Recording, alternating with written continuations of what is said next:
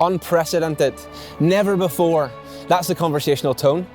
Because we look around the world and we're all out of our comfort zone.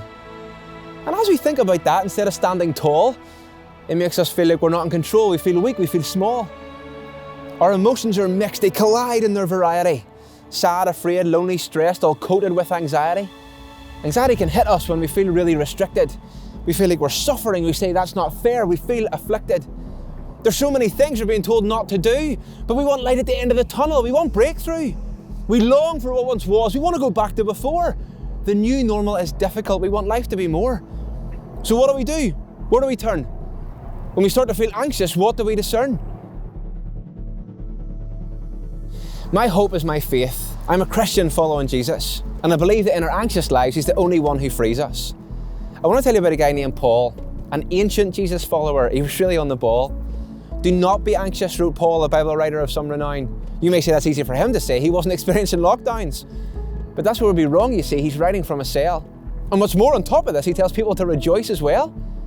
It's a different message from what we hear around the place, that we can rejoice and not be anxious, even in restricted space. Paul says he finds his joy in Jesus. That's where he turns to in times of dread. But what about this anxiety? What does Paul do with it instead? Do not be anxious about anything. He reminds the Lord is near. And understand for some of you, maybe that doesn't feel clear. Put a request before God. That's what Paul says to do. After time in prison and the life he's lived, that's the result he's come to.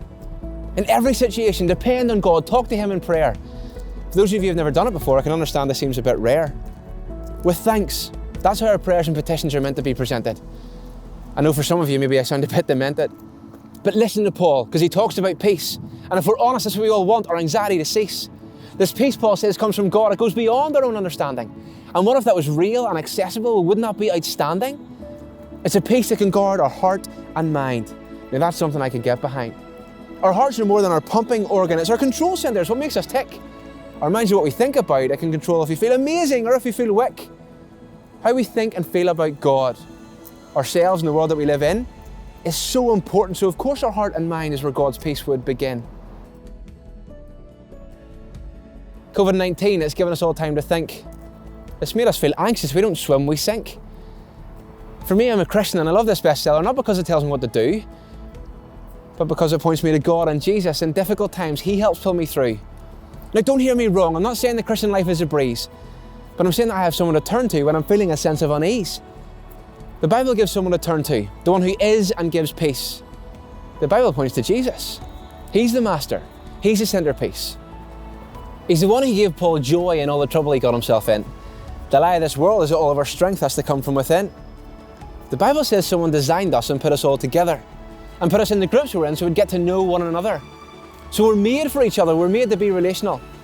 If you remember that, look out for one another. Wouldn't that be sensational? But the Bible teaches more than that. Yes, we're made for each other. God also says, I sent you Jesus, the one who came to be your brother. The one who knows what it is to live in this world and all its brokenness. He knows what it is to leave this world without leaving us hopeless. The reason God can offer us hope in the midst of all the danger, well, that's why Christians at Christmas talk about the one who came in a manger. The one who came not to rub it in our face, but He humbled Himself to be like us, able to take our place.